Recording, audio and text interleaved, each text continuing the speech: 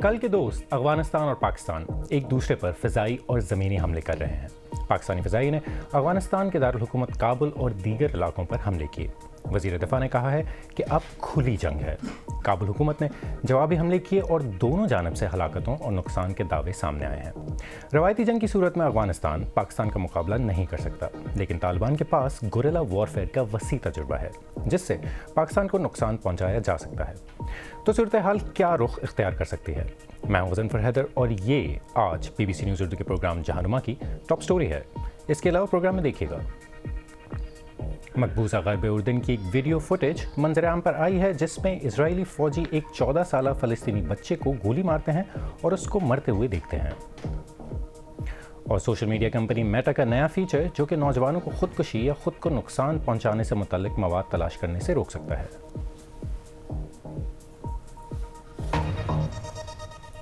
پاکستان کے جنگی طیاروں نے جمعے کے روز افغانستان کے دارالحکومت کابل سمیت مختلف علاقوں میں فضائی حملے کیے ہیں۔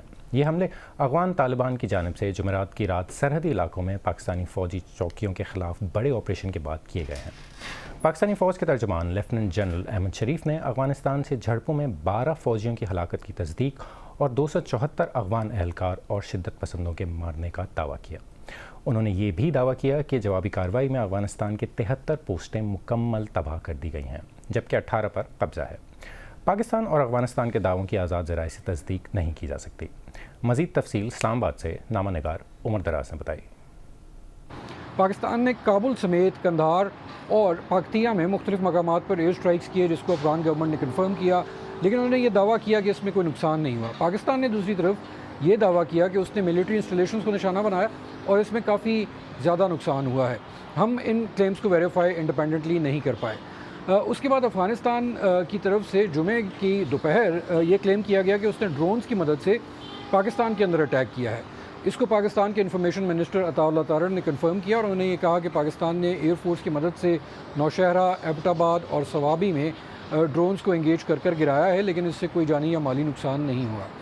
یہ جو سائیکل ہے ایک طرف سے ایکشن کا اور پھر ری ایکشن کا، یہ جمعرات کی شب سے چل رہا ہے جب افغانستان نے پاکستان کے سرحدی علاقے میں مختلف مقامات پر ایک ایکٹیویٹی کی، اس نے حملہ کیا جس کا جواب پاکستان نے دیا، اس کے بعد ایئر سٹرائکس ہوئے، پھر یہ ڈرون سٹرائکس ہوئے۔ تو یہ سائیکل اس طرح ابھی تک چل رہا ہے، اس میں ایسکلیشن جو ہے وہ ہو رہی ہے۔ پاکستان کے جو دوست ممالک ہیں اور افغانستان کے بھی، انہوں نے دونوں ملکوں کو عرض کیا ہے کہ وہ ٹیبل پر آئیں اور بات چیت کریں اور اس کو ڈی ایسکلیٹ کریں۔ افغانستان میں طالبان حکومت کا کہنا ہے کہ گزشتہ رات صوبہ ننگرہار میں پناہ گزین کیمپ پر پاکستان کے حملے میں کم از کم 9 افراد زخمی ہو گئے۔ افغانستان کی وزارت دفاع نے پاکستان کے مختلف علاقوں میں جوابی حملوں کا دعویٰ کیا ہے۔ پاکستان کے وزیر اطلاعات نے ایکس پر پوسٹ کیا کہ دہشت گردوں نے ایبٹ آباد، سوابی اور نوشہرہ میں ڈرونز لانچ کرنے کی کوشش کی لیکن تمام ڈرونز کو مار دیا گیا۔ کابل سے BBC پشتو کے نامہ نگار یاما بارز نے ہمیں یہ تفصیلات بتائیں۔ یہ کارروائیاں 4 گھنٹے تک جاری رہیں اور آدھی رات کو ختم ہوئیں۔ طالبان کی وزارت دفاع نے دعویٰ کیا کہ انہوں نے 55 پاکستانی فوجیوں کو ہلاک کیا اور کچھ کو یرغمال بنا لیا۔ 2 فوجی اڈوں اور 19 فوجی چوکیوں کو تباہ کرنے کا بھی دعویٰ کیا گیا۔ Pakistan has also claimed that they have inflicted heavy casualties on Taliban. Pakistan نے بھی دعویٰ کیا کہ اس نے طالبان کو بھاری جانی نقصان پہنچایا اور 23 فوجی چوکیوں کو تباہ کر دیا۔ رات تقریباً 2 بجے کابل میں طیاروں اور دھماکوں کی آوازیں سنی گئیں۔ بعد ازاں طالبان کے ترجمان ذبیح اللہ مجاہد نے تصدیق کی کہ پاکستان کی جانب سے کابل، قندھار اور پکتیہ میں فضائی حملے کیے گئے۔ انہوں نے یہ بھی کہا کہ حملوں کا ایک اور سلسلہ افغانستان کے جنوبی علاقوں قندھار اور ہلمند سے شروع ہوا۔ تاہم BBC کو ذرائع سے معلوم ہوا کہ وہ حملے جلد بند ہو گئے۔ ان کارروائیوں کے بعد پاکستان کی جانب سے سخت بیانات سامنے آئے ہیں۔ وزیر اعظم شہباز شریف نے کہا ہے کہ پاکستان کسی بھی جارحانہ عزائم کو کچلنے کی مکمل صلاحیت رکھتا ہے۔ وزیر دفاع خواجہ آصف نے صورتحال کو افغانستان کے ساتھ کھلی جنگ قرار دیا۔ چین نے افغانستان اور پاکستان دونوں سے مطالبہ کیا ہے کہ تنازع کو مذاکرات کے ذریعے حل کریں۔ چینی وزارت خارجہ کے ترجمان نے کہا کہ بطور ہمسایہ اور دوست چین کو اس کشیدگی پر گہری تشویش ہے اور چین اس تنازع پر اپنے ذرائع کے ذریعے ثالثی کے لیے کام کر رہا ہے۔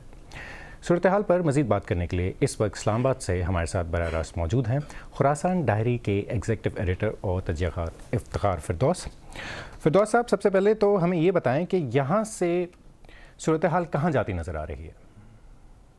دیکھیں، یہاں سے تو صورتحال اس ٹائم پر جو پاکستان فوج کی طرف سے بیان آیا ہے اور اسی سے متصل اسی ٹائم پر کابل کے اندر جو طالبان کے ترجمان ہیں انہوں نے بھی سملر بیان دیے ہیں کہ اس میں کوئی لیٹ ڈاؤن ایسکیلیشن میں نظر نہیں آتی. یعنی دونوں طرف سے اس ٹائم پر جو بات ہو رہی ہے وہ ایسا لگتا ہے کہ مزید ایسکیلیشن کی طرف جو ہے وہ بات جائے گی، کیونکہ جو فوجی ترجمان ہیں پاکستان کی انہوں نے بہت کلیئرلی کہا کہ جب تک آبجیکٹیوز میٹ نہیں ہوتے تب تک یہ آپریشن جو ہے وہ جاری رہے گا. اور ابھی بھی اطلاعات آ رہی ہے فورن پریس کانفرنس کے بعد کہ جو خیبر ڈسٹرکٹ ہے تورخم کا بارڈر اس سے متصل جو علاقہ ہے وہاں پر بمباری جو ہے وہ ابھی بھی ہو رہی ہے، ڈسپائٹ دا فیکٹ کہ اس میں بہت سارے انٹرنیشنل پلیئرز جو چاہتے ہیں کہ یہ رک جائے، اور بات چیت بھی ہوئی اور فون کالز بھی ہوئے. ترکی نے انٹروین کیا، سعودی عرب نے انٹروین کیا، قطر نے. ابھی تک تو نظر نہیں آ رہا سچویشن اس طرف جائے، لیکن جو میجر پرابلم ہے، کنٹینشن ہے، جو بیسک کنٹینشس پوائنٹ ہے وہ ٹی ٹی پی کا ہے. اور افغان طالبان کے ترجمان نے اس سارے واقعات ہونے کے بعد بھی ایک بات دہرائی ہے کہ یہ پاکستان کا انٹرنل معاملہ ہے، ان کو چاہیے کہ ان کے ساتھ بات چیت سے جو ہے مذاکرات سے حل کرے، ہماری طرف اس بات کو نہ لے کر آئے. اور آئی تھنک کہ یہ ایک انریزالوڈ ایشو ہے. اچھا، یہ بتائیں فردوس صاحب کہ یہ حالات اتنے خراب کیوں ہوئے ہیں؟ افغان طالبان کے ساتھ تو پاکستان کے تعلقات جو ہیں وہ بہت اچھے رہے ہیں، تو اب یہ تصادم جو ہے وہ کیوں؟ دیکھیں، یہ ایک رات میں نہیں ہوا. 2021 کے بعد سے جب پاکستانی اسٹیٹ کیونکہ بہت پرو طالبان تھی، اور جب طالبان افغانستان کے اندر انہوں نے کنٹرول کیا تو پاکستان کی پوری اسٹیٹ نے اس کو جو ہے وہ سیلیبریٹ کیا. پھر اس کے بعد ایک ریئلائزیشن ہوئی کہ جو پاکستانی طالبان ہیں اور ان کے ویریس فیکشنز ہیں وہ تو ان کے ساتھ مل کر جو ہے وہ کام کر رہے ہیں. اور پھر اس کے 2023 میں جب پولیس لائنز کے اوپر جو ہے وہ اٹیک ہوا پشاور کے اندر، تب خواجہ آصف صاحب اور اس ٹائم کے جو D G I S I تھے وہ کابل گئے اور وہاں سے مایوس ہی واپس لوٹے. پھر ہم نے دیکھا کہ بتدریج اس تعلقات کی جو ہے وہ گراف جو ہے وہ نیچے جو ہے وہ جاتا گیا، اور الٹیمیٹلی آج ہم اس نہج پر جو ہے وہ پہنچ گئے کہ وہی خواجہ آصف صاحب جنہوں نے کسی زمانے میں اس کو سیلیبریٹ کیا تھا، انہوں نے یہ بات کی کہ اب طالبان جو ہے ہمارے کلیئر کٹ انیمی ہیں اور ریلیشن شپس مکمل طور پر نیچے چلے گئے. اگر ہم اس کو سمرائز کریں تو اس کا ایک ہمیں یہ بتا دیں مختصراً کہ پاکستان اور افغانستان کے درمیان جو ثالثی کی کوششیں ہو رہی ہیں یہ کس حد تک کامیاب ہوں گی؟ دیکھیں، الٹیمیٹلی تو بات اسی طرف جائے گی کہ جہاں پر ترکی میں آخری دور میں جو ایک سٹینڈرڈ پیپر بنایا گیا تھا جوائنٹ میکانزم کے لیے، جس کو طالبان نے ریجیکٹ کر دیا تھا، اور اگر اس کی طرف واپس بات جاتی ہے تو بات وہیں سے شروع ہوگی. اگر ان پوائنٹس کی ایکسیپٹنس ہوں جس کے اندر ایک ہاٹ لائن اسٹیبلش کرنا تھا، جوائنٹ کاؤنٹر ٹیررزم جو ہے وہ ایک نیٹ ورک بنانا تھا، اور بارڈر کے میکانزم کو دونوں سائڈز کے ایکول مانیٹرنگ کے لیے بھی ایک میکانزم بنانا تھا. اسلام آباد سے افتخار فردوس، ہم سے بات کرنے کا بہت بہت شکریہ. کاش کہ ہمارے پاس زیادہ وقت ہوتا. مقبوضہ غرب اردن سے اس طرح کی ویڈیو فوٹیج سامنے آئی ہے جس میں دیکھا جا سکتا ہے کہ اسرائیلی فوجی ایک 14 برس کے فلسطینی لڑکے کو گولی مارنے کے بعد وہاں 45 منٹ تک کھڑے رہے جب تک بچہ خون بہہ جانے کی وجہ سے مر نہیں گیا. اسرائیلی فوج کا الزام ہے کہ اس لڑکے نے ان پر پتھر پھینکا تھا. لڑکے کے والدین کا کہنا ہے کہ گزشتہ نومبر کے اس واقعے کی فوٹیج میں دیکھا جا سکتا ہے کہ گولی مارنے کے بعد فوجی کوئی چیز اس لڑکے کے پاس رکھ رہے ہیں. بی بی سی کے جوئل گنٹر نے مقبوضہ غرب اردن سے یہ رپورٹ بھیجی ہے. اس رپورٹ کے بعض مناظر آپ کے لیے تکلیف دہ ہو سکتے ہیں. زمین پر پڑا یہ لڑکا 14 برس کا جاد اللہ ہے. اسے اسرائیلی فوجیوں نے گولی ماری اور وہ کم از کم 45 منٹ تک یہیں پڑا رہے گا، فوجیوں سے گھرا ہوا، جب تک وہ خون بہہ جانے سے مر نہیں جاتا. جاد کی پیدائش اور پرورش مقبوضہ غرب اردن کے الفارا ریفیوجی کیمپ میں ہوئی. اس کے والد جہاد ہمیں اس جگہ لے گئے جہاں جاد کو گولی ماری گئی تھی. وہ ہمیں وہ جگہ دکھا رہے ہیں جہاں جاد کو گولی ماری گئی. سی سی ٹی وی فوٹیج میں جاد اور اس کے دوست کو یہاں دیکھا جا سکتا ہے. چند میٹر کے فاصلے پر اس کونے پر اسرائیلی فوجی نظر آتے ہیں. پہلے آپ دیکھتے ہیں جاد کا دوست گلی میں بھاگتا ہے، پھر ایک فوجی نظر آتا ہے جو بظاہر اپنی رائفل اٹھاتا ہے اور قریب سے فائر کرتا ہے. جاد کو گولی لگتی ہے، وہ چند میٹر بھاگتا ہے اور پھر گر جاتا ہے. اسرائیلی فوج نے جاد پر پتھر پھینکنے کا الزام لگایا ہے جو ان کے قوانین کے مطابق ان کو جان لیوا طاقت استعمال کرنے کی اجازت دیتا ہے. लेकिन इस वीडियो में एक इसराइली फौजी को जात के पास कोई चीज रखते हुए देखा जा सकता है। वो कोई भारी चीज लगती है। फौजी एक कदम पीछे हटता है और फिर बज़ाहिर आगे बढ़कर उसकी तस्वीर लेता है। जात की मां सफा कहती हैं कि ये वीडियो दिखाती है कि फौजी उनके बेटे को फंसाने के लिए उसके पास पत्थर रख रहा था। उन्होंने उसके हाथ के पास पत्थर रखा ताकि उसे फंसाया जा सके और ऐसा लगे कि वो उन पर पत्थर फेंक रहा था। वीडियो देखकर कोई भी ये बात समझ जाएगा। इसराइली फौज ने बीबीसी को बताया कि उन्होंने जात को इब्तदाई तबी इमदाद फराहम की, लेकिन मजीद तफसील देने से इनकार कर दिया। वीडियो में देखा जा सकता है कि फौजी तवज्जो हासिल करने की जात की कोशिशों को नज़रअंदाज करते हैं। मकामी पैरामेडिक्स चंद मिनट में मौके पर पहुंच गए थे, लेकिन इसराइली फौजियों ने उन्हें बंदूक की नोक पर रोक दिया।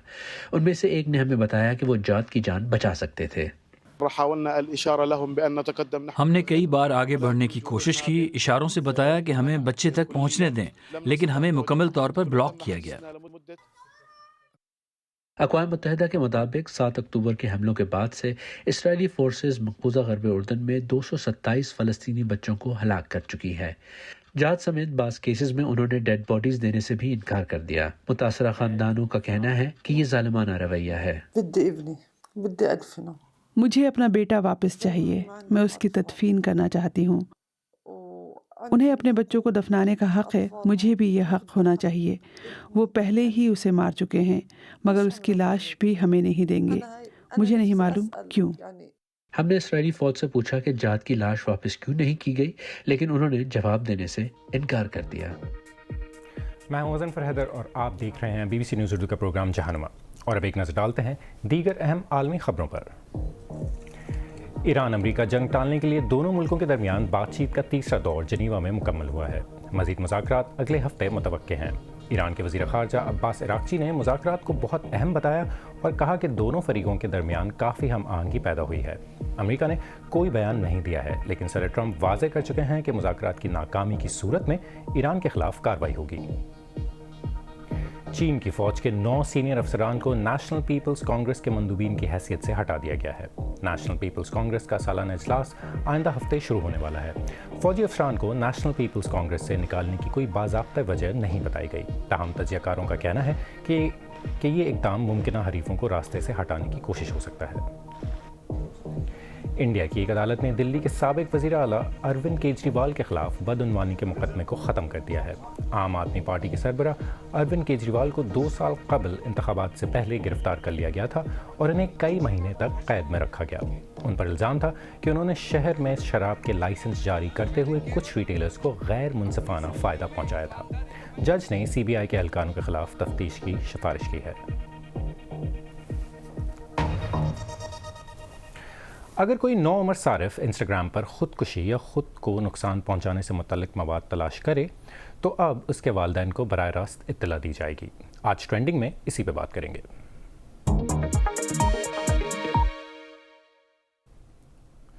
सोशल मीडिया कंपनी मेटा ने ऐलान किया है कि इंस्टाग्राम जल्द ऐसे सर्च पैटर्न्स की सूरत में वालिदैन को अलर्ट भेजेगा जब कोई नौजवान मुख्तसर वक्त में बार बार सेल्फ हार्म या ख़ुदकुशी से मुतल्लिक इस्लाहात तलाश कर रहा हो।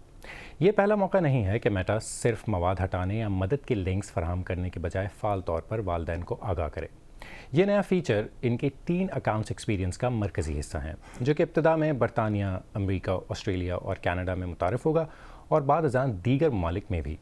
मेटा का कहना है कि ये अलर्ट्स ईमेल, टेक्स्ट पैगाम या ऐप के ज़रिए भेजे जा सकते हैं और इनके साथ माहिरीन की जानिब से रहनुमाई भी फराहम की जाएगी ताकि वालिदैन हसास गुफ्तगू बेहतर अंदाज में कर सकें। मेटा के मुताबिक कंपनी का नया फ़ीचर एहतियात को तरजीह देगा, यानी बाज़ औक़ात ऐसे अलर्ट्स भी आ सकते हैं जहां फ़ौरी तौर पर ख़तरा मौजूद ना हो। कंपनी के इस ऐलान ने एक नई बहस छेड़ दी है। नौजवानों में ख़ुदकुशी की रोकथाम के लिए काम करने वाली तंजीमों पैपिरस का कहना है कि मसले की जड़ एल्गोरिदम्स हैं। उनके मुताबिक सवाल ये नहीं है कि वालिदैन को इत्तला दी जाए या नहीं, बल्कि ये कि नुकसानदेह मवाद नौजवानों तक पहुँच ही क्यों रहा है। और इस तरह के इक़दामात बज़ाहिर तहफ़्फ़ुज़ का तासुर देते हैं, लेकिन असल ज़िम्मेदारी प्लेटफॉर्म्स के डिज़ाइन और मवाद की निगरानी पर आयद होती है, ना कि वालिदैन पर।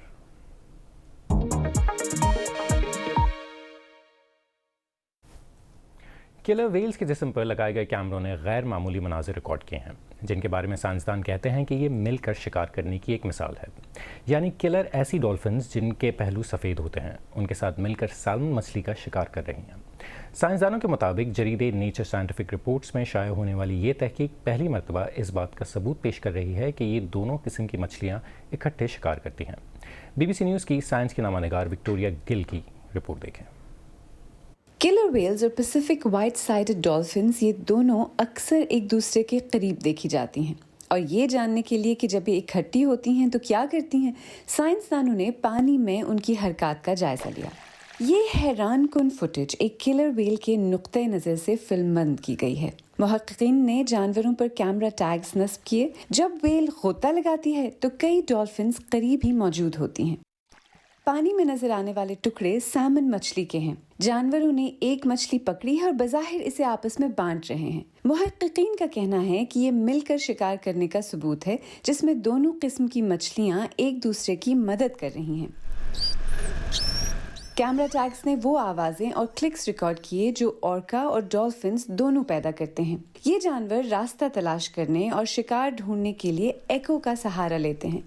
یہ ممکن ہے کہ وہ ایک دوسرے کی آوازیں سن کر فائدہ اٹھا رہے ہوں. جب کلر ویلز اکیلے خوراک تلاش کر رہی ہوتی ہیں تو وہ الرٹ ہوتی ہیں، لیکن جب ڈولفنز آ جاتی ہیں تو یوں لگتا ہے جیسے وہ ہائی الرٹ پر شکار کر رہی ہوں، اور اس طرح ان کا کھانے کی تلاش کا دائرہ کافی وسیع ہو جاتا ہے. محققین نے 25 مواقعوں پر ریکارڈ کیا کہ کلر ویلز نے اپنا راستہ بدلا اور خوراک کی تلاش میں ڈولفنز کا پیچھا کیا، اور ان کے خیال میں یہ رویہ صرف خوراک تک محدود نہیں ہو سکتا. ڈولفنز کو بڑی جسامت والی اورکاز کی حفاظت سے بھی فائدہ پہنچ سکتا ہے. وجہ جو بھی ہو، یہ دو طاقتور سمندری شکاریوں کے بظاہر مل کر کام کرنے کی ایک نایاب جھلک ہے.